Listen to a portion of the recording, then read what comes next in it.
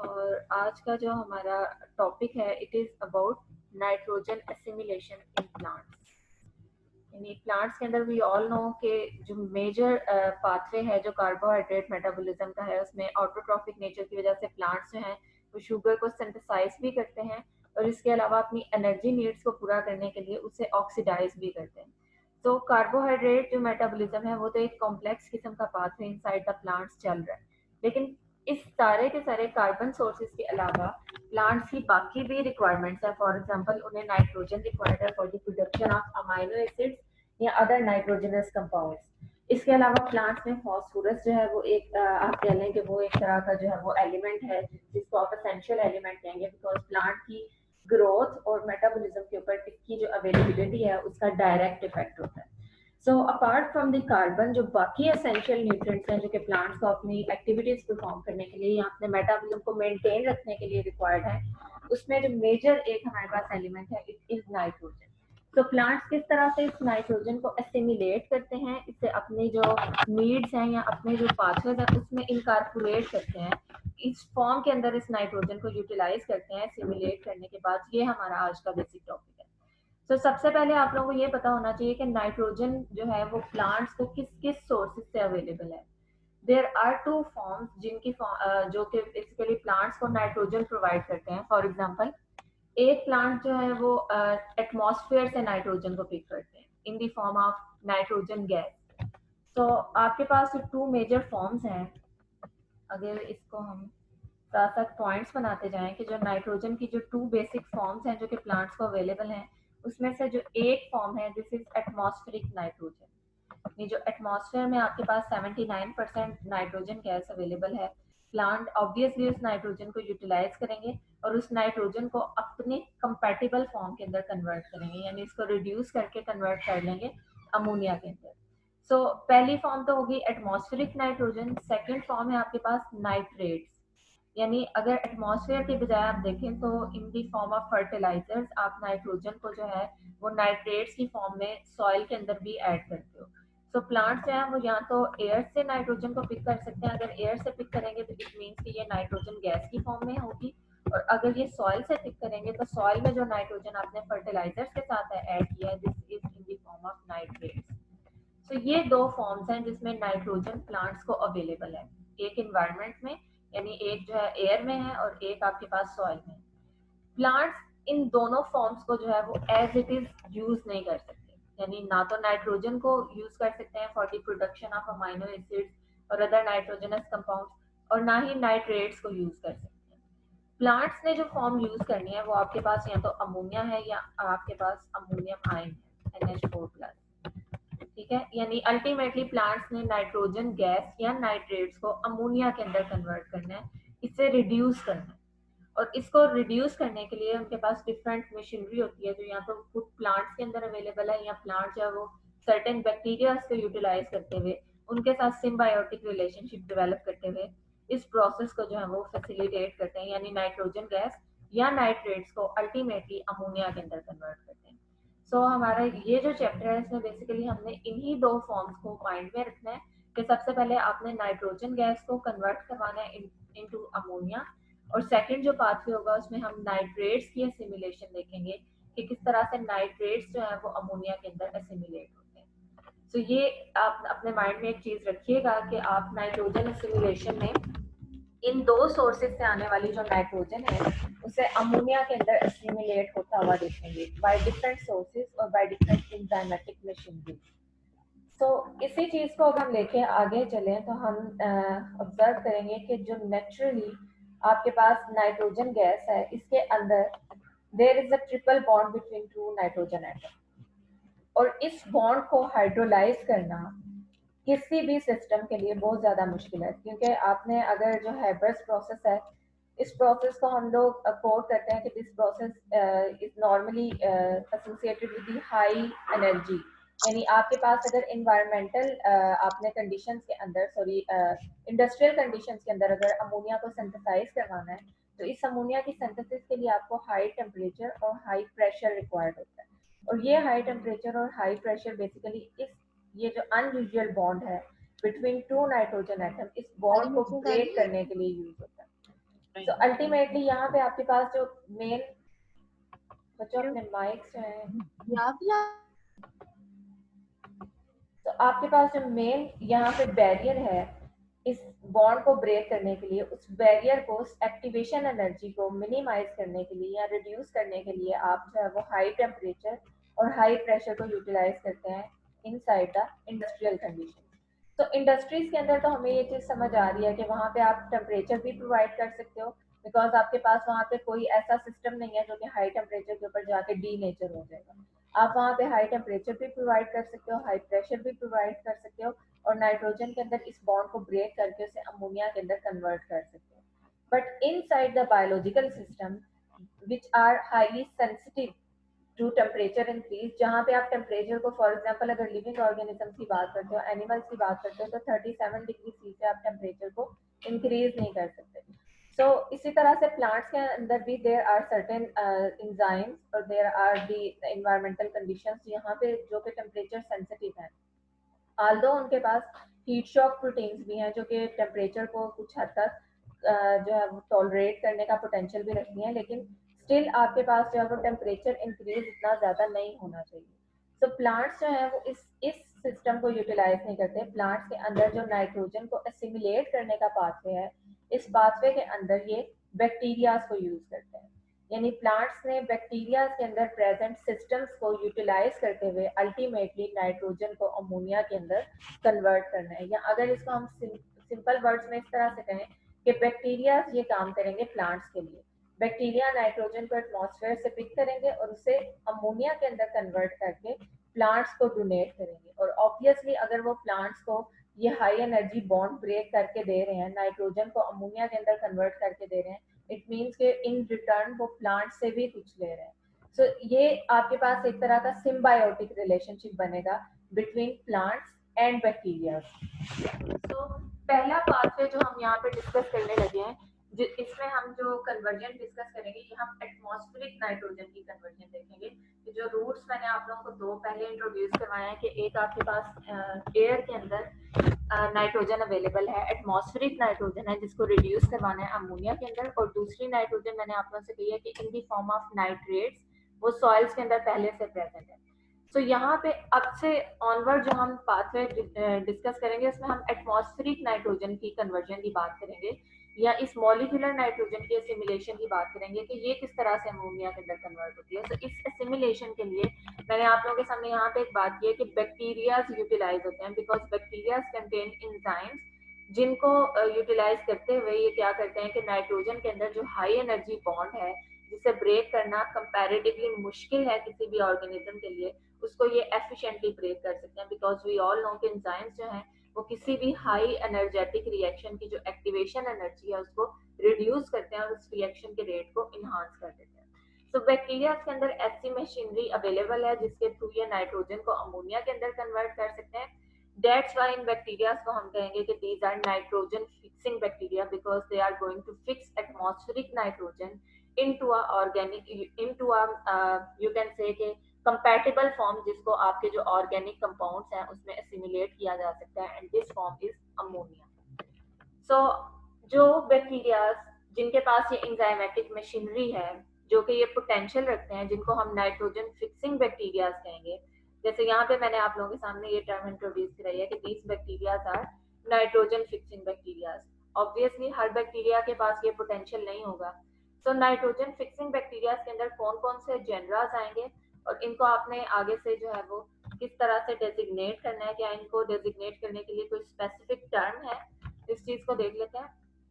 हमारे पास बेसिकली 3 जेनरास हैं जिनमें नाइट्रोजन को फिक्स करने का पोटेंशियल है। यानी 3 कैटेगरीज ऐसी हैं बैक्टीरिया की, 3 क्लासेस ऐसी हैं जो कि ऐसी इंजाइमेटिक मशीनरीज जिनके अंदर अवेलेबल हैं जिसको यूटिलाइज करते हुए ये नाइट्रोजन को अमोनिया के अंदर कन्वर्ट कर सकते हैं। पहला जेनरा आपके पास है rhizobium, second one is bradyrhizobium and third one is azorhizobium. यानी ये 3 जो राइजोबियम्स हैं ये नाइट्रोजन फिक्सिंग बैक्टीरिया हैं।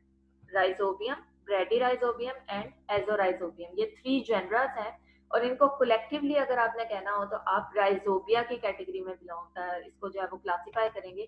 कि सिंपली आप राइजोबिया जब भी कहेंगे तो सिंपली आप जो है वो इस चीज को समझ जाएंगे कि ये वो बैक्टीरियाज हैं जिनके अंदर नाइट्रोजन को फिक्स करने की या नाइट्रोजन को एसिमिलेट करने की मशीनरी अवेलेबल है, और ये इन 3 कैटेगरीज से या इन 3 जनरा से बिलोंग करते हैं। सो बैक्टीरिया ने अगर यहाँ पे नाइट्रोजन फिक्सिंग करनी है, तो जैसे मैंने आप लोगों से पहले कहा था कि अगर बैक्टीरिया नाइट्रोजन को अमोनिया के अंदर कन्वर्ट करके प्लांट्स को ये अमोनिया प्रोवाइड कर रहे हैं, तो ऑब्वियसली प्लांट से इन रिटर्न वो कोई चीज लेंगे, और जो वो प्लांट से चीज लेंगे बेसिकली वो उनकी एनर्जी रिक्वायरमेंट्स को फुलफिल करेगी। तो बेसिकली प्लांट्स चूंकि ऑटोट्रॉफिक ऑर्गेनिजम्स हैं, तो यहाँ पे एनर्जी मॉलिक्यूल्स को जो है वो इनफ अमाउंट में प्रोड्यूस करवा रहे हैं, वो कुछ अमाउंट में एनर्जी मॉलिक्यूल्स जो है वो बैक्टीरिया को प्रोवाइड करेंगे, बैक्टीरिया उनको यूटिलाइज करते हुए अपनी एनर्जी नीड्स को पूरा करेंगे, और मीनवाइल प्लांट्स को जो है वो नाइट्रोजन फिक्सेशन करके अमोनिया प्रोवाइड करेंगे। सो इस तरह का जो सिम्बायोटिक रिलेशनशिप है अब बैक्टीरियाज और प्लांट्स के दरमियान, बेसिकली यहाँ पे चूंकि स्पेसिफिक टाइप्स ऑफ बैक्टीरियाज हैं जो कि प्लांट्स को ये नाइट्रोजन अमोनिया के अंदर कन्वर्ट करके देंगे, बिकॉज इनके अलावा बाकी बैक्टीरिया के अंदर ये पोटेंशियल नहीं है। Similarly there are specific types of the plants जो कि बैक्टीरिया के साथ ये सिम्बायोटिक रिलेशनशिप डेवलप करेंगे, and these plants are legumes plants. ऐसे प्लांट्स जो कि सीरियल्स की कैटेगरी में आएंगे, जिनमें पी प्लांट्स आ सकते हैं, ग्रेन्स आ सकते हैं, ये प्लांट्स जो हैं legume plants, they are dependent upon rhizobia.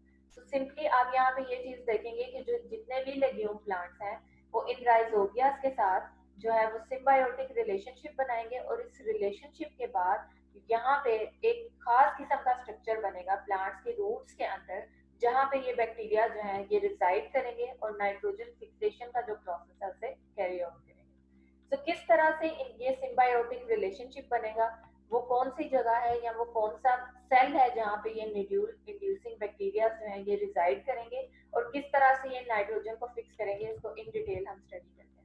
तो सबसे पहले इस सिम्बायोटिक रिलेशनशिप ये बनता किस तरह से, इसके स्टेप्स को देख लेते हैं कि किस तरह से एक प्लांट और बैक्टीरिया एक दूसरे के साथ इंटरेक्शन जो है वो डेवलप करते हैं, या बैक्टीरिया को किस तरह से पता चलता है कि मैंने प्लांट्स की इस स्पेसिफिक प्लांट की रूट के साथ जाके जो है वो सिम्बायोटिक रिलेशनशिप डेवलप करना है।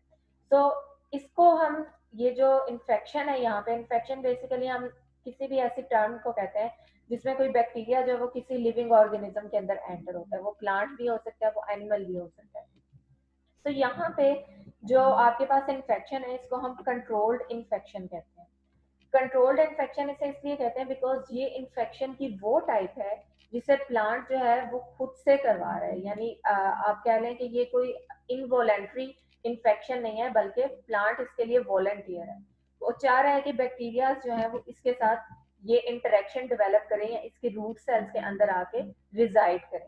तो इस तरह का इन्फेक्शन जिसमें प्लांट जो है वो कुछ मॉलिक्यूल्स को रिलीज करके बैक्टीरिया को अपने अंदर जो है वो इंजेस्ट करवाए या बैक्टीरिया को अपने सेल्स के अंदर एंटर करवाए, इस तरह के इन्फेक्शन को हम कहते हैं कंट्रोल्ड इन्फेक्शन। और ऑब्वियसली वी ऑल नो कि ये कंट्रोल्ड इन्फेक्शन बिकॉज इस इन्फेक्शन के बाद जो प्लांट्स और बैक्टीरिया हैं ये दोनों एक दूसरे को बेनिफिट प्रोवाइड करेंगे एक तरह से।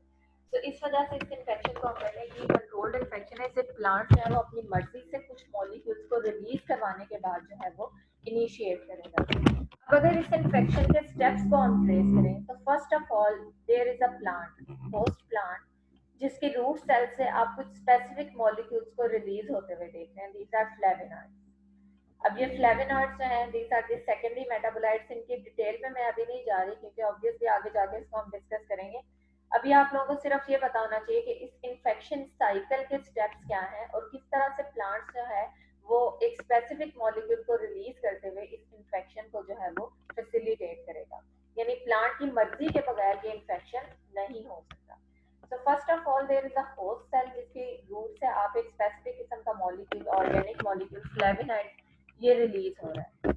फ्लेविनाइड will act as a type of transcription factor। यहाँ पे आप ऑब्जर्व कर सकते हैं कि this is a bacteria, for example ये यहाँ पे सॉइल के अंदर रिसाइड कर रहा है और इस बैक्टीरिया का ये आपके पास पोस्ट जीनोम है। तो फ्लेविनाइड्स जैसे ही रूट सेल से रिलीज होंगे ये बैक्टीरिया के जीन एक्सप्रेशन को जाके टारगेट करेंगे उसके जीनोम के साथ जाके, बिकॉज वी ऑल नो कि ट्रांसक्रिप्शन फैक्टर्स जो हैं ये जाके डीएनए के साथ डायरेक्टली बाइंड करते हैं और वहाँ पे जो जीन एक्सप्रेशन है उसको इन्हांस कर देते हैं या फिर उसको सुप्रेस कर देते हैं डिपेंडिंग अपॉन कि वो आपके पास जो आगे जो एरिया है जिसकी ट्रांसक्रिप्शन होनी है उसको या तो टाइट टाइट कर देते हैं उसकी एसोसिएशन प्रोटीन्स के साथ, या फिर उसको लूज कर देते हैं, यानी उसको सिंपली यूक्रोमैटिन या हेट्रोक्रोमैटिन की कंफर्मेशन में चेंज कर देते हैं.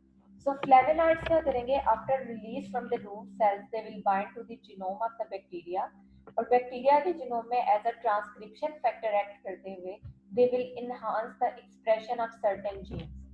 फॉर एग्जाम्पल यहाँ पे आप इसकी प्रोटीन प्रोडक्ट देखते हैं, नॉर्मली ये प्रोटीन जो है एक्सप्रेस नहीं हो रही थी, लेकिन जैसे ही फ्लेवोनाइड्स रूट सेल से रिलीज हुआ है बैक्टीरिया के जीनोम पे जाके वो इसने ट्रांसक्रिप्शन को इनहांस किया है, तो आप इन प्रोटीन्स को एक्सप्रेस होता हुआ देखते हैं.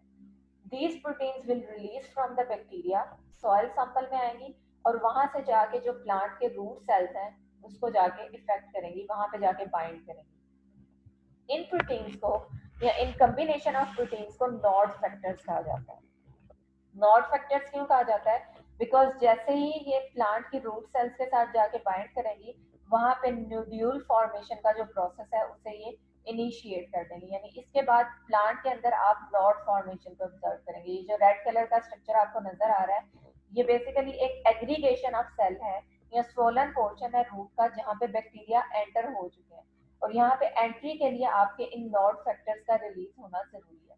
तो बेसिकली ये जो नॉड फैक्टर्स हैं ये रूट सेल्स पे जाके बाइंड करेंगे. रूट सेल्स के जो स्पेसिफिक रिसेप्टर्स हैं जैसे ही इन नॉड फैक्टर्स को रिकॉग्नाइज करेंगे they will allow the entry of bacteria inside the cell. Like अगर आप इस चीज को यहाँ पे ऑब्जर्व करें तो यू कैन सी कि आपके पास जैसे ही नॉड फैक्टर जो है वो रूट सेल पे बाइंड करेगा, तो ये जो रूट सेल है ये यहाँ पे स्पेसिफिक गेट्स को ओपन कर रहा है जिनके थ्रू आपके जो राइजोबियास हैं they can enter the root cell. तो रूट सेल में एंट्री के बाद आपके पास एक बैक्टीरिया, उसके पीछे second, third and multiple bacteria can enter the root cell. So इस तरह का जो आपके पास एक थ्रेड लाइक स्ट्रक्चर बनेगा जिसमें एक के बाद दूसरा और उसके बाद तीसरा, यानी मल्टीपल बैक्टीरिया जो हैं वो रूट सेल के अंदर एंट्री जो है उसे गेन कर सकते हैं. इस तरह के स्ट्रक्चर को आप कहेंगे कि this is an infection thread, यानी बैक्टीरिया जो है वो एक थ्रेड लाइक स्ट्रक्चर बना के एक चेन की फॉर्म में जो है वो रूट सेल के अंदर एंटर होना शुरू हो जाएंगे. एंड फ्रॉम दिस सेल जो कि आपके पास यहाँ पे पेरिफेरल पोर्शन के अंदर आपको नजर आ रहा है, यहाँ से होते हुए ये bacteria ultimately root cortex cells की तरफ चले जाएंगे, यानी जो सेंट्रल पोर्शन के अंदर सेल्स प्रेजेंट है वहां पे जाके ये बैक्टीरिया रिलीज होंगे. एंड यू कैन सी कि बैक्टीरिया इंडिविजुअली रिलीज नहीं हो रहे. बैक्टीरिया जब यहाँ पे जाके आपके जो रूट के कॉर्टेक्स सेल्स हैं वहां पे रिलीज हो रहे हैं तो they are enclose by a membrane, और ये मेम्ब्रेन बेसिकली इन सेल्स की प्लाज्मा मेम्ब्रेन से ड्राइव हुई है. तो इस मेम्ब्रेन को बेसिकली हम कहते हैं कि दिस इज अ पेरीबैक्टीरियोइड मेम्ब्रेन जो कि प्लाज्मा मेम्ब्रेन से रिलीज हुई है, और अल्टीमेटली यहाँ पे जो बैक्टीरिया हैं they will increase their size, they will express the enzymes जो इन्हें रिक्वायर्ड हैं फॉर द नाइट्रोजन फिक्सेशन. यानी ये जो पेरीबैक्टीरियोइड स्ट्रक्चर आपके पास यहाँ पे बनेगा फिर इसकी डिफरेंशिएशन के बाद आपके पास जो है ये एक मेच्योर बैक्टीरियोइड बन जाएगा. और बैक्टीरियोइड वो यूनिट है जिसको आप नोड्यूल भी कह सकते हैं बिकॉज इसके अंदर नाइट्रोजन फिक्सेशन का जो प्रोसेस है वो आगे इनिशिएट होगा. बच्चों इस पाथवे के अंदर या इस साइकिल के अंदर या इसके स्टेप्स में अगर कोई कंफ्यूजन है तो वो आप अभी पूछ लें, क्योंकि इसके बाद जो नेक्स्ट है हम लोग आगे डिस्कस करेंगे कि किस तरह से बैक्टीरियोइड में नाइट्रोजन फिक्सेशन का प्रोसेस जो है वो इनिशिएट होगा. तो इसे एक दफा और देख लें और अगर इसमें कहीं पे भी आप लोगों को कोई कंफ्यूजन है तो आप लोग पूछ सकते हैं. यस और नो.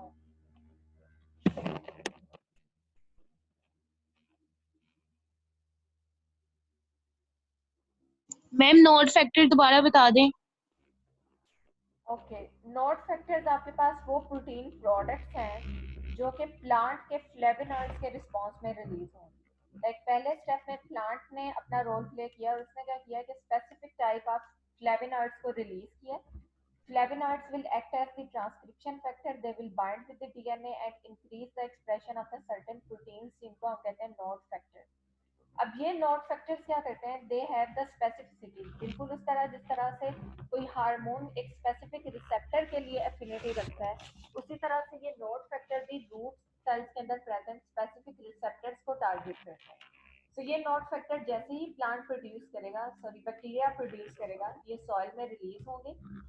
सॉइल में रिलीज होने के बाद रूट सेल में प्रेजेंट स्पेसिफिक रिसेप्टर्स को टारगेट करने के बाद they will open the get for the bacteria. यानी नॉट फैक्टर्स के बगैर बैक्टीरिया जो है वो प्लांट की रूट्स के अंदर एंट्री जो है वो उसे गेन नहीं कर सकते। तो आपके पास यहाँ पे जो चैनल्स हैं नेक्स्ट स्टेप में अगर आप ऑब्जर्व करें, दिस वन, ये जो गेट है जिसके थ्रू बैक्टीरिया एंटर हो रहे हैं, इस गेट की ओपनिंग के पीछे जो फैक्टर्स इन्वॉल्व हैं दीज आर नॉट फैक्टर्स जिन्हें बैक्टीरिया ने खुद रिलीज किया है। लेकिन बैक्टीरिया को वो नॉट फैक्टर रिलीज करने में प्लांट ने हेल्प किया है, क्योंकि प्लांट अगर अपने फ्लेवोनॉइड्स रिलीज ना करता तो नॉट फैक्टर रिलीज नहीं होने थे। अगर नॉट फैक्टर रिलीज ना होते तो यहाँ पे ये गेट ओपन नहीं होना था और बैक्टीरिया ने रूट सेल्स के अंदर एंटर नहीं होना था। सो इन नॉट फैक्टर्स के थ्रू जो आपके बैक्टीरियाज हैं, जो राइजोबियास हैं, they will enter inside the root cell. Clear है बच्चों? इसमें कोई कंफ्यूजन तो यस नहीं है? मैम। ओके। तो अब ये जो मैम आपके एक मिनट, पास, जी जी मैम ये जो पहला स्टेप है ये किसी हाँ जी। सिग्नल से ऐसे होगा क्योंकि हमने बैक्टीरिया को प्लांट ने बैक्टीरिया को इन्वेट करवाना है, बिल्कुल तो मैम बिल्कुल कोई ऐसे ही है। स्पेशल सिग्नल्स होंगे ना जिसकी वजह से ये सारा पाथवे हो रहा है ओपन? सबसे बड़ा सिग्नल जो है वो प्लांट के अंदर नाइट्रोजन डेफिशिएंसी होगी, या नाइट्रोजन की जो नीड्स हैं जो कि उसे किसी अपने मॉलिक्यूल की बायोसिंथेसिस के लिए रिक्वायर्ड है और वो उसे कहीं से अवेलेबल नहीं है, ये आपके पास प्राइमरी अच्छा। सिग्नल होगा। और इस सिग्नल के रिस्पॉन्स में प्लांट्स चाहेंगे फ्लेवोनॉइड्स रिलीज करेंगे। अब फ्लेवोनॉइड्स की भी डिफरेंट टाइप्स हैं। हर तरह का फ्लेवोनॉइड जो है वो बैक्टीरिया के अंदर ट्रांसक्रिप्शन को इनहांस नहीं कर सकता। There are specific type of the flavonoids which have the ability that they can bind with the bacteria. Obviously अगर सॉइल के अंदर बैक्टीरिया होंगे तो तब ये फ्लेवोनॉइड्स जाके उन बैक्टीरिया की जो जीन एक्सप्रेशन है उसको इनहांस कर देंगे।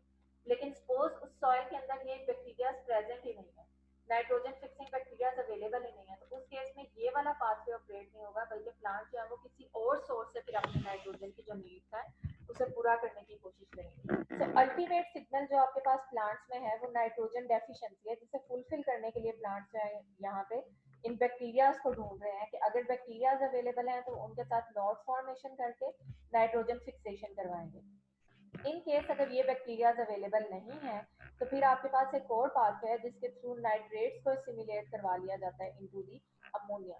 सो वो एक अलग से पाथ है, उसको हम इसके बाद डिस्कस करेंगे। Okay ma'am. ठीक है। सो ठीक है मैम। अपनी नाइट्रोजन डेफिशिएंसीज को पूरा करने के लिए प्लांट ने वो सिस्टम इन 4 to 5 स्टेप्स के थ्रू प्लांट ने उन फैक्ट्रीज को अपने अंदर जो है वो इनकॉर्पोरेट कर लिया या लॉन्च कर लिया जिन्होंने नाइट्रोजन को फिक्स करना है। तो अब ये नाइट्रोजन फिक्सेशन का प्रोसेस कैसे होगा इसको इन डिटेल देखते हैं। तो ये जो आपके पास यहाँ पे स्ट्रक्चर्स हैं पेरीबैक्टीरियोइड, इनकी डिफ्रेंशिएशन के बाद आपके पास एक कॉम्प्लेक्स किस्म का स्ट्रक्चर बनेगा जिसे आप कहेंगे बैक्टीरियोइड। सो इनसाइड द नोड्यूल्स, जो आपके पास नोड्यूल फॉर्मिंग बैक्टीरियाज हैं, उनके जो नोड्यूल्स हैं उनके अंदर बैक्टीरियोइड वो पोटेंशियल स्ट्रक्चर है, या ये आप कह लें कि ये फंक्शनल मशीनरी है जिसके अंदर नाइट्रोजन फिक्सेशन हो रही होगी।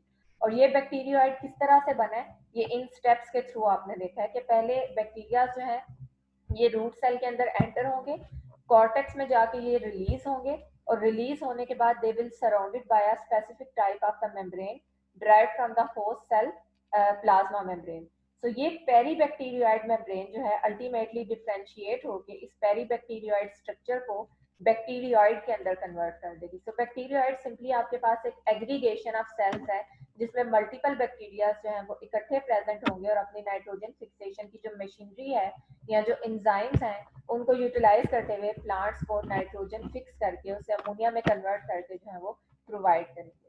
तो ये जो आपके पास नाइट्रोजन फिक्सेशन के लिए बैक्टीरियोइड की फॉर्मेशन है या नोड्यूल की फॉर्मेशन है, इसमें मल्टीपल जीन्स भी इन्वॉल्व हैं, जिसमें कुछ जीन्स जो है वो प्लांट्स की जीन्स होंगी जो कि नोड्यूल फॉर्मेशन में अपना रोल प्ले करेंगी, और कुछ जीन्स जो है वो बैक्टीरिया की जीन्स होंगी। फॉर एग्जाम्पल अगर आपसे ये चीज पूछी जाए कि क्या नोड्यूल फॉर्मेशन के लिए प्लांट्स की स्पेसिफिक जीन्स यूज होती हैं या बैक्टीरिया की जीन्स यूज होती हैं, तो आप लोग कहेंगे कि बिल्कुल उसी तरह जिस तरह से नोड्यूल फॉर्मेशन में प्लांट और बैक्टीरिया दोनों मिलके जो है इस नोड्यूल फॉर्मेशन में रोल प्ले कर रहे हैं, उसी तरह से इनकी जीन्स भी जो है ये इकट्ठी मिल के जो है वो नोड्यूल फॉर्मेशन में रोल प्ले करेंगी। फॉर एग्जाम्पल अगर बैक्टीरियल जीन्स की हम बात करें तो there are 2 types of the genes, nif and fix genes, जो कि नाइट्रोजन को फिक्स करने का पोटेंशियल रखती हैं। यानी ये वो जीन्स हैं जिन्होंने उन एंजाइम्स को बनाना है जो कि नाइट्रोजन को फिक्स करेंगे और उससे अमोनिया के अंदर कन्वर्ट करेंगे।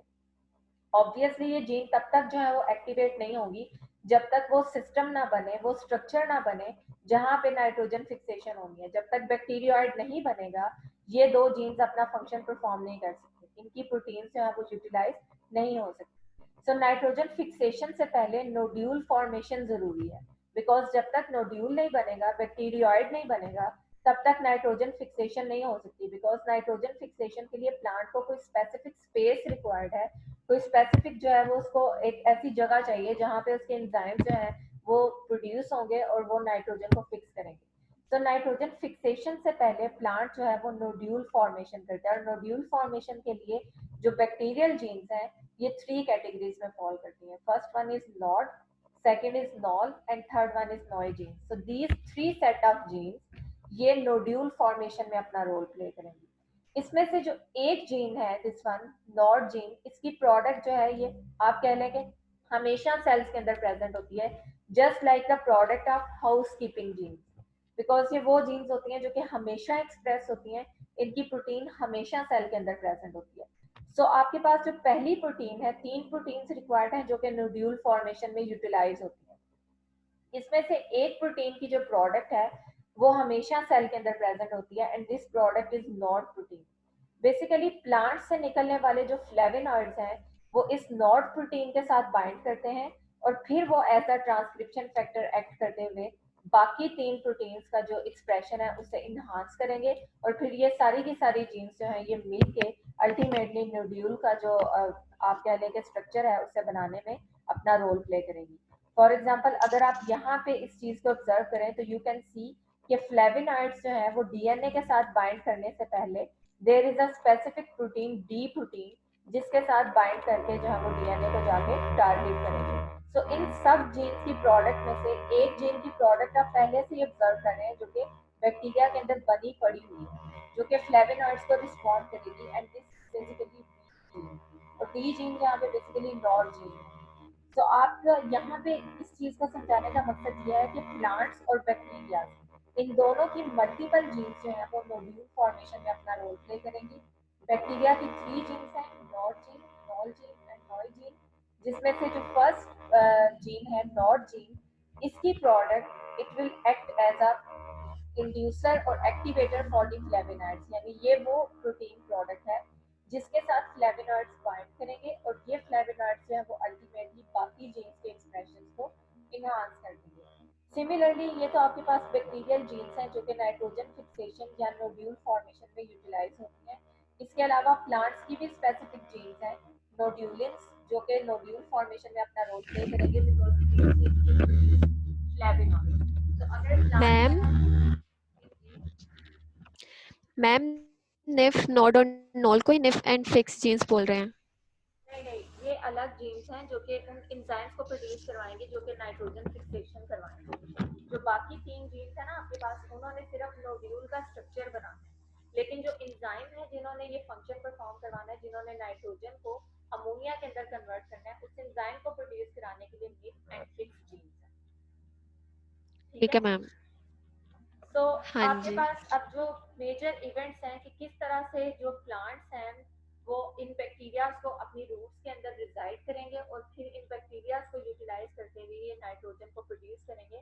तो ये पाथवे आपके पास basically this is the pathway जिसके थ्रू प्लांट्स ने नाइट्रोजन को फिक्स करना है। ये एक जनरल समरी है, और इसके बाद आपके पास जो एंजाइम्स हैं उसको इंशाल्लाह हम इसके बाद जो है इसको क्लियर करने के बाद देखेंगे कि किस तरह से ये एक्सक्यूज मी मैम। जी जी मैम आपकी आवाज बहुत कम हो गई है, बहुत आहिस्ता हो गया।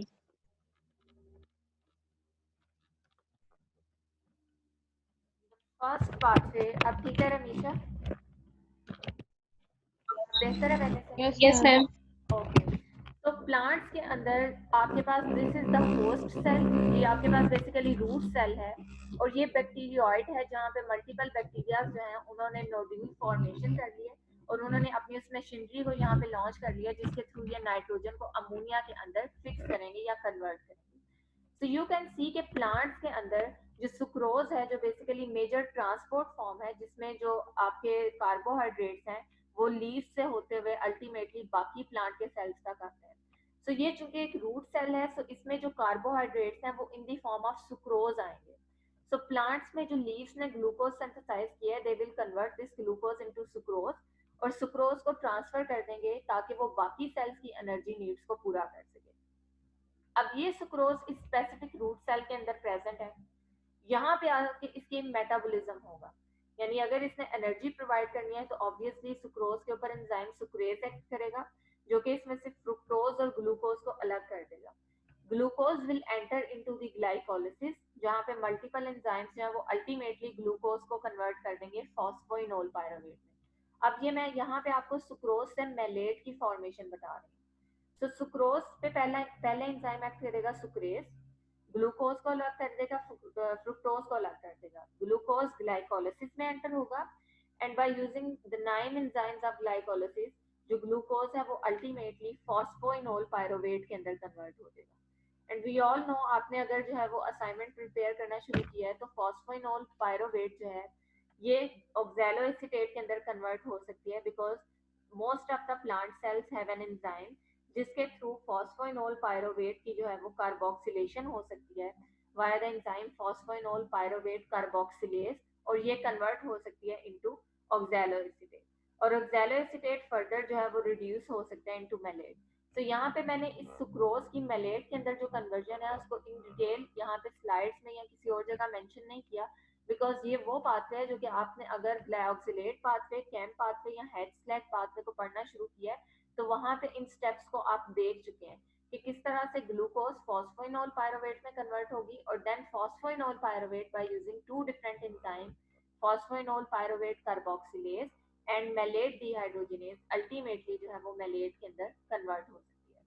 सो होस्ट सेल के अंदर एक तरफ आपके पास सुक्रोज है जिसने एनर्जी प्रोवाइड करनी है via its conversion into malate. Obviously malate जो है वो बैक्टीरियोइड के अंदर एंटर होगी और वहां पे जाके टीसीए साइकिल में एंटर हो जाएगी, जहां पे ये मल्टीपल एनएडीएच मॉलिक्यूल और एफएडीएच मॉलिक्यूल की प्रोडक्शन करवाएगी। सो एक तरफ इन बैक्टीरियोइड को एनर्जी मिल रही है और वो एनर्जी कहाँ से आ रही है, जो फोटोसिंथेसिस के थ्रू शुगर मॉलिक्यूल सिंथेसाइज हुई थी, उस शुगर मॉलिक्यूल से अल्टीमेटली ये जो बैक्टीरियोइड्स हैं, ये जो बैक्टीरियाज हैं, एग्रीगेशन ऑफ बैक्टीरियाज हैं, ये अपनी एनर्जी नीड्स को पूरा करेंगे। और दूसरी तरफ यहाँ पे एक ऐसी एंजाइमेटिक मशीनरी है जिसके थ्रू ये एटमॉस्फेयर से नाइट्रोजन को पिक करेंगे और उस नाइट्रोजन को रिड्यूस कर देंगे इनटू अमोनियम आयन। अब बैक्टीरिया ने नाइट्रोजन को फिक्स कर दिया, किस तरह से फिक्स किया इसको हम अभी थोड़ी देर में डिस्कस करते हैं कि वो कौन सा एंजाइम है और किस सीक्वेंस ऑफ इवेंट्स के थ्रू ये नाइट्रोजन को फिक्स करेगा इनटू द अमोनिया। लेकिन आफ्टर फिक्सेशन जब नाइट्रोजन फिक्स हो गई है तो ये नाइट्रोजन सिर्फ रूट सेल्स को रिक्वायर्ड नहीं है, ये नाइट्रोजन प्लांट्स के लीव्स को भी इसकी जरूरत हो सकती है, स्टेम सेल्स को भी जरूरत हो सकती है, यानी मल्टीपल सेल्स में आपने इस नाइट्रोजन को ट्रांसफर करना है, बिल्कुल उसी तरह जिस तरह लीफ सेल्स ने ग्लूकोज को सिंथेसाइज किया था एंड आफ्टर सिंथेसिस उन्होंने प्लांट के हर एक सेल की एनर्जी नीड्स को पूरा किया। By transferring the glucose into sucrose उन्होंने एनर्जी को ट्रांसफर किया, ट्रांसपोर्ट किया हर एक सेल तक। इसी तरह से नाइट्रोजन फिक्सेशन का प्रोसेस आल्दो रूट सेल्स के अंदर हो रहा है, लेकिन आफ्टर फिक्सेशन ये जो नाइट्रोजन है ये रूट सेल्स के अलावा जो बाकी जितने भी सेल्स हैं जिनको नाइट्रोजन की जरूरत है वहां तक ये नाइट्रोजन जो है ये जाएगी। किन रूट्स के थ्रू जाएगी? आपके पास दो बेसिक रूट्स हैं। पहला रूट है in the form of amino acid, यानी जो नाइट्रोजन आपके यहाँ पे अमोनिया के अंदर कन्वर्ट हुई है या अमाइनो ग्रुप के अंदर कन्वर्ट हुई है, प्लांट्स जो है वो दो अमाइनो एसिड्स के अंदर उस अमाइनो ग्रुप को इनकार्पोरेट करा के उसे ट्रांसपोर्ट कर सकते हैं। For example we know there are the two amino acids aspartate and glutamate, जिनके साइड चेन्स में हमारे पास एडिशनल कार्बोक्सिलिक एसिड ग्रुप है और इन्हीं दो अमाइनो एसिड्स की हमारे पास जो है वो एमिनेटेड फॉर्म भी है, यानी इनकी डेरिवेटिव्स हैं जिसमें इनके जो कार्बोक्सिलिक एसिड ग्रुप्स हैं, ये जो एक्टिव ग्रुप्स हैं, समटाइम्स ये अमाइनो ग्रुप के साथ अमाइड बॉन्ड फॉर्मेशन कर लेते हैं। जब भी आपके पास कार्बोक्सिलिक एसिड जो है वो अमाइनो ग्रुप के साथ बॉन्ड बनाएगा तो इस बॉन्ड को हम कहते हैं कि this is a type of amide bond. तो यू कैन से कि अगर आपके एस्पार्टेट का जो कार्बोक्सिलिक एसिड ग्रुप है इसके साथ अमाइनो ग्रुप इनकॉर्पोरेट हो जाए तो ये कन्वर्ट हो सकता है एस्पाराजीन के अंदर। सिमिलरली अगर ग्लूटामेट के अंदर आपके पास जो कार्बोक्सिलिक एसिड ग्रुप है जो कि साइड चेन में प्रेजेंट है, इसमें अमाइनो ग्रुप इनकॉर्पोरेट हो जाए तो ग्लूटामेट कन्वर्ट हो सकता है इनटू ग्लूटामेट। सो ये दो अमाइनो एसिड्स हैं which can act as the carrier of amino group. Root cells के अंदर ये अमाइनो ग्रुप्स को पिक करेंगे और कन्वर्ट हो जाएंगे इनटू एस्पाराजीन एंड ग्लूटामेट। और फिर आपके जो लीफ सेल्स हैं या जो स्टेम सेल्स हैं जहाँ पे अमाइनो ग्रुप की ज़रूरत है वहाँ पे जाके ये अपने अमाइनो ग्रुप्स को रिलीज करेंगे और वापस अपनी एस्पार्टेट और ग्लूटामेट की फॉर्म में जो है ये कन्वर्ट हो जाएंगे। So this is the first form. यानी अगर आपसे पूछा जाए कि प्लांट्स के अंदर जो नाइट्रोजन फिक्स होती है, जो नाइट्रोजन प्रोड्यूस होती है, वो किस तरह से रूट से बाकी सेल्स की तरफ ट्रांसफर होती है, या सिंपली पूछा जाए कि किस फॉर्म में जो नाइट्रोजन है वो ट्रांसपोर्ट होती है within the plant cells, तो जो पहला रूट है आपके पास वो है in the form of amino acids. दो अमाइनो एसिड्स जिसमें आपने डिस्कस करने हैं, aspartate and glutamate. Second route जो आपके पास अवेलेबल है दिस वन। यानी समटाइम्स आपके पास जो प्लांट्स हैं वो नाइट्रोजन को फिक्स करने के बाद अमाइनो एसिड्स में उसे इनकॉर्पोरेट करेंगे और ये अमाइनो एसिड्स जो है ये जाइलम में रिलीज होके बाकी सेल्स के अंदर जो है वो नाइट्रोजन की नीड्स को पूरा करेंगे। ऑब्वियसली क्योंकि प्लांट्स के अंदर ब्लड नहीं है तो जो जाइलम है वो ऐसा मीडियम है जो कि बाकी सेल्स को इनकी जो वाटर है या जो बाकी रिक्वायरमेंट्स है उनको फुलफिल करता है। सो सेकेंड फॉर्म जो आपके पास है जिसमें ये नाइट्रोजन एटम्स जो है ये ट्रांसफर हो सकते हैं, दीज आर दी यूरियाइड्स। यूरियाइड्स मीन्स कि ये यूरिक एसिड की डिग्रेडेड प्रोडक्ट्स हैं। यानी यूरिक एसिड की ऑक्सीडेशन के बाद या उसका जो कॉम्प्लेक्स किस्म का जो रिंग स्ट्रक्चर है उसकी क्लीवेज के बाद जो स्ट्रक्चर्स बनते हैं उनको हम ब्रॉडली यूरियाइड्स की कैटेगरी में क्लासिफाई करते हैं because they are ultimately derived from the uric acid. So sometimes आपके पास जो प्लांट्स हैं वो नाइट्रोजन को फिक्स करने के बाद उस नाइट्रोजन को अमाइनो एसिड्स में इनकॉर्पोरेट नहीं करते बल्कि उस नाइट्रोजन को इनकॉर्पोरेट कर देते हैं into the inosine monophosphate. This inosine monophosphate then by using different enzymes ultimately जो है वो एलेंटोइन और एलेंटोएट के अंदर कन्वर्ट हो सकती है। यानी ये आपके पास मल्टीपल एंजाइमेटिक रिएक्शंस हैं।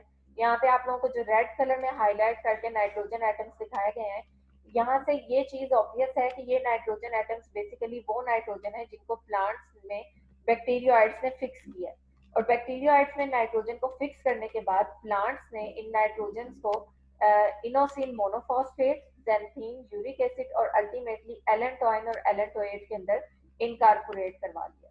तो यहाँ पे आप अगर कंपेयर करें तो प्रीवियस केस के मुकाबले में लाइक अगर आप एस्पाराजिन और ग्लूटामिन को देखें तो ये एट अ टाइम सिर्फ एक अमाइनो ग्रुप को ट्रांसफर कर सकते हैं बिकॉज इनमें इनके पूरे स्ट्रक्चर के अंदर only the one amino group is extra जो कि जिसको ये रिलीज कर सकते हैं, जिसको ये डिटैच कर सकते हैं अपने स्ट्रक्चर से और एस्पार्टेट के अंदर कन्वर्ट हो सकते हैं।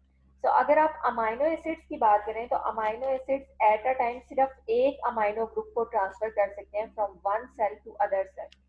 जबकि इस केस में अगर आप यूरियाइड्स की बात करें तो एलेंटाइन और एलेंटोएट के अंदर बिकॉज हमारे पास जो carbon to nitrogen to carbon ratio है ये कंपैरेटिवली हाई है। यानी हमारे पास एक ही स्ट्रक्चर के अंदर हमें 4 अमाइनो ग्रुप्स हम देख सकते हैं कि इनकॉर्पोरेट हो सकते हैं। सो एक मॉलिक्यूल यहाँ पे आपके जब नियर बाय सेल के अंदर जाके अमाइनो ग्रुप रिलीज करेगा या इसकी डिग्रेडेशन होगी तो यहाँ पे एक अमाइनो ग्रुप रिलीज नहीं होगा बल्कि यहाँ पे 4 अमाइनो ग्रुप्स जो है वो रिलीज होंगे। सो अगर आप यूरियाइड्स की फॉर्म में जो प्लांट्स हैं उनकी ट्रांसपोर्ट को ऑब्जर्व करें तो यूरियाइड्स जो है वो ज्यादा अमाइनो ग्रुप्स को जो है वो ट्रांसफर कर सकती हैं from one cell to other cell. बच्चों यहाँ तक कोई क्वेश्चन है आप लोगों का?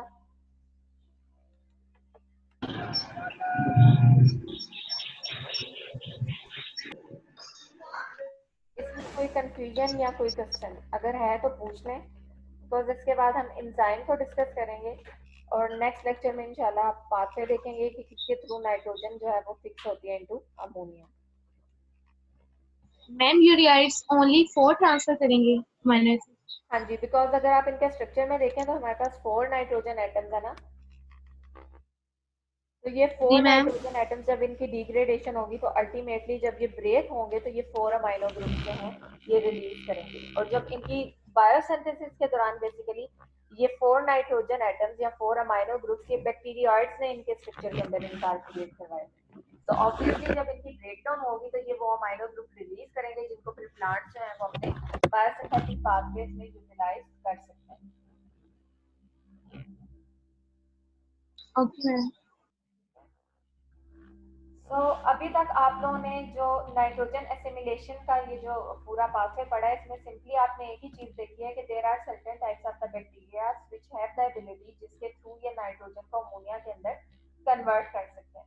लेकिन नाइट्रोजन को अमोनिया के अंदर कन्वर्ट करने के लिए इन बैक्टीरिया ने प्लांट्स के अंदर एंटर होना है, प्लांट्स की रूट्स के अंदर जाके अपना एक स्पेसिफिक जो सिस्टम है वहां पे उस सिस्टम को इन्होंने एक्सप्रेस करवाना है और फिर नाइट्रोजन को जो है वो फिक्स करवाना है।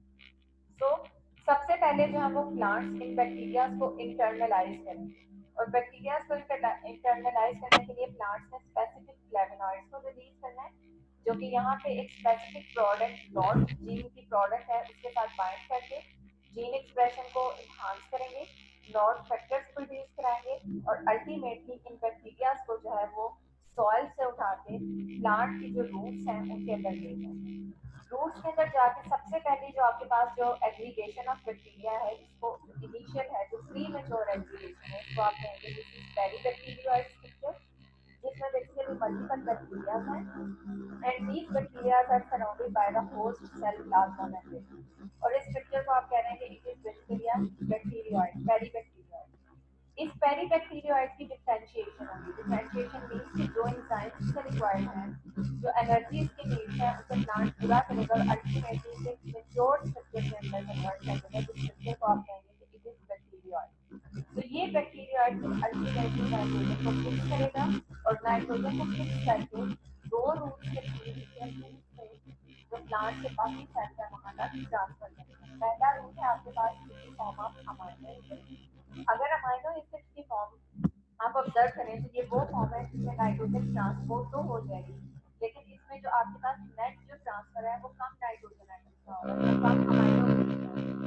जबकि जो सेकंड ट्रांसपोर्ट फॉर्म है आपके पास यूरियाइड फॉर्म, यूरियाइड फॉर्म में आपके पास एक मॉलिक्यूल जो एक एलेंटोइन मॉलिक्यूल है या जो एक एलेंटोएट मॉलिक्यूल है, ये जब जाइलम के थ्रू बाकी प्लांट के सेल्स तक जाएगा, तो यहाँ पे आपके पास जो है वो एट अ टाइम एक जो एलेंटोइन है या एक एलेंटोएट मॉलिक्यूल है, ये 4 अमाइनो ग्रुप्स को रिलीज करने का पोटेंशियल रखता है। तो यहाँ तक हम लोगों ने बेसिकली नोड्यूल्स की फॉर्मेशन और नोड्यूल्स के अंदर जो नाइट्रोजन की ट्रांसपोर्टेशन है उसको डिस्कस किया, लेकिन अभी तक हमने उस कॉम्प्लेक्स को नहीं देखा, या हमने उस एंजाइम को डिस्कस नहीं किया, या उन रिएक्शन सीक्वेंसेस को नहीं देखा जिनके थ्रू जो प्लांट्स हैं वो नाइट्रोजन को फिक्स करने का पोटेंशियल रखते हैं। सो जो इंजाइमेटिक मशीनरी आपके पास जो बैक्टीरिया के अंदर अवेलेबल है, जिसका बेसिकली नाइट्रोजिनेज कॉम्प्लेक्स, यानी बैक्टीरिया के अंदर जो मैंने आप लोगों से पहले कहा है कि एक ऐसी मशीनरी है जिसके थ्रू ये नाइट्रोजन को फिक्स करते हैं इनटू अमोनिया। सो इस मशीनरी को अगर हम इन डिटेल स्टडी करें तो ये एक कॉम्प्लेक्स इंजाइमेटिक मशीनरी है, और इस इंजाइमेटिक कॉम्प्लेक्स को हम कहते हैं कि this is a nitrogenase complex, जो कि नाइट्रोजन को रिड्यूस कर सकता है इनटू अमोनिया। तो ये एंजाइम जो है ये नाइट्रोजन को अमोनिया के अंदर कन्वर्ट करेगा। इस एंजाइम के आगे कितनी एक्टिविटीज हैं, बिकॉज ये एक complex and we all know कि जो एंजाइमेटिक कॉम्प्लेक्स होते हैं उसमें एक से ज्यादा एक्टिविटीज एक ही पॉलीपेप्टाइड चेन के अंदर जो है वो प्रेजेंट होती है। तो नाइट्रोजिनेज कॉम्प्लेक्स के दो कंपोनेंट्स हैं, इससे आप कह लें कि इसके जो दो यूनिट्स हैं या दो एंजाइमेटिक एक्टिविटीज हैं इसके पास। The first activity is dinitrogenase reductase, यानी आप सिंपली नाइट्रोजिनेज कॉम्प्लेक्स को दो यूनिट्स के अंदर या दो डोमेन्स के अंदर जो है वो क्लासिफाई कर सकते हैं। इसका जो पहला सब यूनिट है, पहला सब यूनिट जो यहाँ पे प्रेजेंट है, this is dinitrogenase reductase, and the second subunit is dinitrogenase, यानी एक डाइनाइट्रोजिनेज रिडक्टेज। जी जी मैम, ये नाइट्रोजनेज कॉम्प्लेक्स का फंक्शन क्या है ये बता दें बता। नाइट्रोजिनेज कॉम्प्लेक्स ने नाइट्रोजन को अमोनिया के अंदर कन्वर्ट करना है, लेकिन नाइट्रोजन को अमोनिया के अंदर कन्वर्ट करने के लिए हमें आप लोगों को जो पूरा का पूरा इंजाइमेटिक रिएक्शन है, वो इंजाइमेटिक रिएक्शन मैं समझाने की कोशिश कर रही हूँ कि नाइट्रोजिनेज कॉम्प्लेक्स ने ये जो रिएक्शन है conversion of nitrogen into ammonia, इसको किस सीक्वेंस के अंदर कैटेलाइज करवाना है, यहाँ पे यूटिलाइज होने वाले इलेक्ट्रॉन्स कहाँ से आएंगे, प्रोटॉन्स का सोर्स क्या है, और अल्टीमेटली कितने आपके पास जो अमोनिया मॉलिक्यूल्स हैं वो सिंथेसाइज होंगे और इस प्रोडक्शन के लिए कितने एटीपीज यूज होंगे, ये सारी चीजें हम यहाँ पे डिस्कस करने जा रहे हैं। ठीक है, सो जो वन लाइन अगर आप फंक्शन की बात करें नाइट्रोजिनेज कॉम्प्लेक्स की, तो सिंपल इसका फंक्शन है कि reduction of nitrogen into ammonia. लेकिन ऑब्वियसली ये जो वन स्टेप रिएक्शन नहीं है, ये ऑब्वियसली मल्टीपल एंजाइमेटिक रिएक्शंस के थ्रू जो है ये होगा। और यहाँ पे दो एंजाइमेटिक एक्टिविटीज हैं जो कि ये फंक्शन परफॉर्म करेंगी, यानी जो नाइट्रोजनेस कॉम्प्लेक्स है, इस कॉम्प्लेक्स के अंदर फर्दर टू कैटालिटिक एक्टिविटीज हैं। एक जो एंजाइमेटिक एक्टिविटी है, this is dinitrogenase reductase and the second one is dinitrogenase. So अगर इस पूरे पाथवे को स्टडी करने की कोशिश करें तो आपके पास जो सोर्स ऑफ इलेक्ट्रॉन है इट इज NADH। लाइक अगर मैं इसी स्लाइड्स में आप लोगों के सामने जो बैक्टीरियोइड का स्ट्रक्चर पीछे आप लोगों ने डिस्कस किया है उसको भी साथ एक्सप्लेन करूंगी, उसको भी हम साथ ही डिस्कस करते हैं। सो यू कैन सी कि आपके पास प्रीवियसली जो बैक्टीरियोइड स्ट्रक्चर था, इस स्ट्रक्चर के अंदर सुक्रोज जो है ये एनर्जी को लेके आ रही थी फ्रॉम द मीडियम। किसी भी सोर्स से जो प्लांट्स ने सुक्रोज सिंथेसाइज किया था, उस सुक्रोज को प्लांट्स ने लीव्स से रूट्स के अंदर ट्रांसफर किया था, और रूट्स के अंदर बैक्टीरियोइड्स जो हैं वो इस एनर्जी को यूटिलाइज करते हुए उन्होंने आगे से जो है वो TCA साइकिल में इस मैलेट को ट्रांसफर कर दिया था। यानी अगर ये पेंट की फाइल शो हो रही है आप लोगों को? No ma'am. No ma'am. यहाँ पे अब देखें जरा,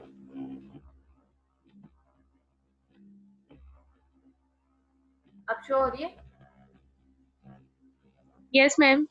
सो ये जो स्लाइड मैंने आप लोगों के सामने पहले डिस्कस किया है कि सुक्रोज जो कि बेसिकली मेजर ट्रांसपोर्ट फॉर्म है शुगर की, ये अल्टीमेटली मैलेट के अंदर कन्वर्ट होगी। किस तरह से कन्वर्ट होगी, मैंने ये एंजाइमेटिक रिएक्शंस आपको बता दी हैं कि फॉस्फोइनोल पायरुवेट ऑक्सैलोएसीटेट में और ऑक्सैलोएसीटेट मैलेट के अंदर कन्वर्ट होता है। ये मैलेट बेसिकली यहाँ पे जो रूट सेल्स के अंदर प्रेजेंट है ये एंटर हो जाएगा इनटू दी TCA साइकिल, और TCA साइकिल में एंटर होने के बाद it will produce NADH molecule, because we all know कि TCA साइकिल में देयर आर मल्टीपल एंजाइम्स।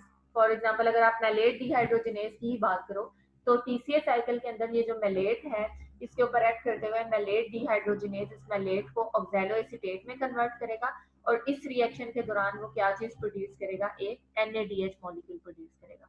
तो ये जो NADH यहाँ पे आपको नजर आ रहा है, जो यहाँ पे मैं डिस्कस करने लगी इस डाइनाइट्रोजनेस कॉम्प्लेक्स के अंदर, इस NADH का सोर्स ये मैलेट है जो कि TCA साइकिल में चला जाएगा और TCA साइकिल में जाके यहाँ पे NADH की प्रोडक्शन कराएगा। सो वी ऑल नो कि NADH आपके पास एक जो है वो हाइड्राइड आयन एक्सेप्टर है और इसमें eight a time 2 electrons present होते हैं। सो ये NADH अपने इलेक्ट्रॉन्स जो है वो फर्दर ट्रांसफर करेगा टू अ फेरिडॉक्सिन मॉलिक्यूल। और जैसे आप लोगों ने फोटो सिस्टम्स के अंदर इस चीज को डिस्कस किया था कि there are certain electron carriers जो कि एट अ टाइम किसी एक ही इलेक्ट्रॉन को पिक कर सकते हैं, बिकॉज इनकी जो इलेक्ट्रॉन को रिसीव करने की एबिलिटी है वो सिंगल इलेक्ट्रॉन को पिक कर सकते हैं। सो फेरिडॉक्सिन भी एक ऐसी ही प्रोटीन थी जो कि एट अ टाइम एक ही इलेक्ट्रॉन को पिक कर सकती है। सो नो डाउट आपके पास NADH में देयर आर 2 इलेक्ट्रॉन्स, लेकिन जो नेक्स्ट इलेक्ट्रॉन एक्सेप्टर है फेरिडॉक्सिन, ये एट अ टाइम एक ही इलेक्ट्रॉन को पिक कर सकती है। तो NADH से रिलीज होने वाला इलेक्ट्रॉन, NADH की ऑक्सीडेशन के बाद जो इलेक्ट्रॉन यहाँ से रिलीज होगा, oxidized form of the ferredoxin will pick up this electron और अपने ऑक्सीडाइज्ड फॉर्म से रिड्यूस फॉर्म के अंदर कन्वर्ट हो जाएगी।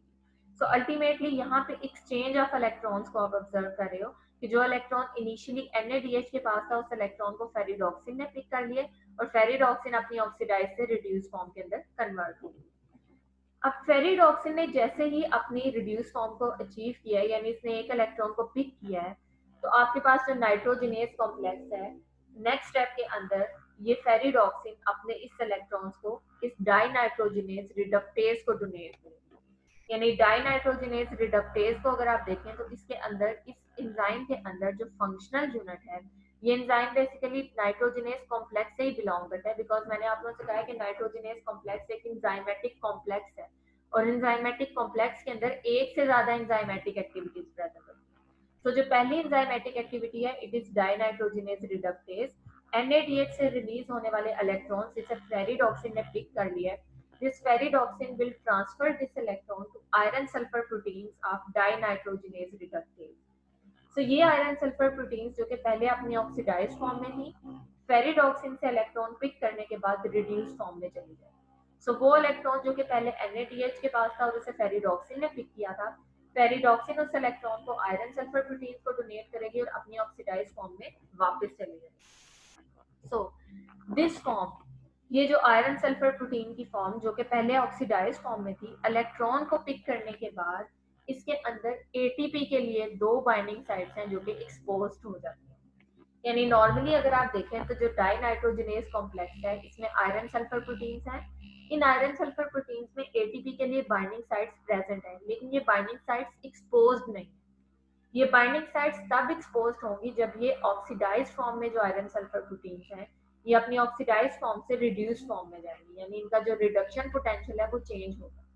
जैसे ही आयरन सल्फर प्रोटीन्स अपनी ऑक्सीडाइज से रिड्यूस फॉर्म में जाएंगी तो आपके पास जो एटीपी की बाइंडिंग साइट्स थी वो अब एक्सपोज हो जाएंगी, और इन बाइंडिंग साइट्स के एक्सपोज होने की वजह से मीडियम में से 2 एटीपी मॉलिक्यूल्स जो हैं वो इन आयरन सल्फर प्रोटीन्स या इस एंजाइम के साथ, मैं इस एंजाइम को बार बार इसलिए कह रही हूँ बिकॉज ये iron sulphur proteins individually exist नहीं कर रहे, ये इस एंजाइम का हिस्सा है। They are the part of dinitrogenase reductase.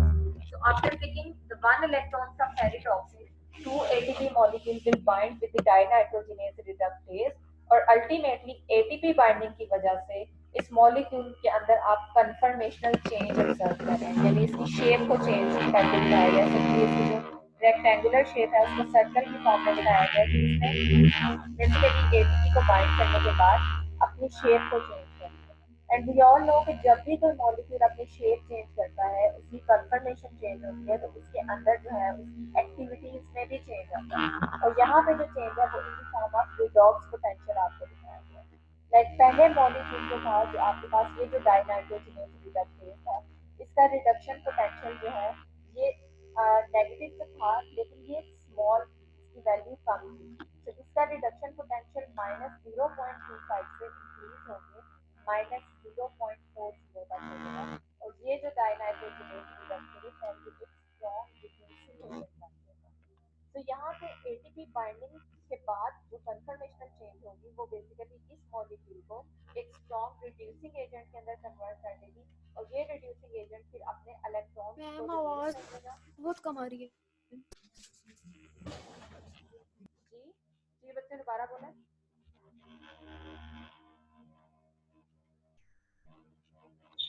Ma'am आपकी नेट पे कोई इशू है, आवाज बहुत कम आ रही है और पीछे से बहुत आवाज आ रही है, डिस्टर्बेंस बहुत हो रही है। चले बच्चे ऐसा करते हैं, टाइम भी हो गया, क्लास को यहाँ पे एंड करते हैं, फिर इंशाल्लाह नेक्स्ट लेक्चर में हम नाइट्रोजनेज कॉम्प्लेक्स से ही स्टार्ट कर लेंगे, ठीक है। तो कोशिश कीजिएगा कि इससे पहले ओके वाले मैम। जो पॉइंट्स हैं उसे पढ़ के आइएगा, ताकि नाइट्रोजनेज कॉम्प्लेक्स जो है इसको समझना आप लोगों के लिए आसान हो। जी मैम। ओके मैम, जाने से पहले आप यूरियाइड्स दोबारा बता दें। यूरियाइड्स सिंपली यूरिक एसिड की डिग्रेडेशन की जो प्रोडक्ट्स हैं उनको हम जनरली यूरियाइड्स कहते हैं, और यूरियाइड्स के बारे में मैंने ये बताया था कि ये नाइट्रोजन को जो है वो ट्रांसफर कर सकती हैं from root cells to the other cells of the plants. So ureides के अंदर बिकॉज जो नाइट्रोजन टू कार्बन रेशियो है वो अमाइनो एसिड्स के मुकाबले में ज्यादा है, सो एक यूरियाइड मॉलिक्यूल जो है वो ज्यादा अमाइनो ग्रुप्स को ट्रांसफर करने का पोटेंशियल रखता है as compare to amino acids. ठीक है Hijab? Yes ma'am, thank you. तो